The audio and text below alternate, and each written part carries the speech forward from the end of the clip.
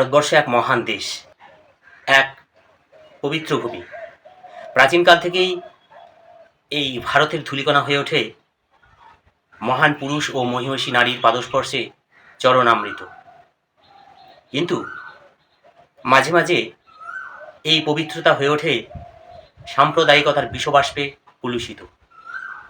শুরু হয় দ্বন্দ্ব, যুদ্ধ, বেজে ওঠে রণদামামা। হিন্দু, মুসলিম, খ্রিস্টান তারা প্রত্যেকেই নিজে নিজে ভাবে এই মহান ভারত নাকি তাদের ব্যক্তিগত অধিকার। কিন্তু এই সব কিছু থেকে মুক্তি পাবার একমাত্র উপায় হলো শিক্ষা। কারণ শিক্ষাই আনে চেতনা, শিক্ষাই আনে মনের বিকাশ। শিক্ষায় বুঝিয়ে দেয় স্বতন্ত্রতার জন্য সাম্প্রদায়িকতা নয়, মানুষই সব থেকে বড়।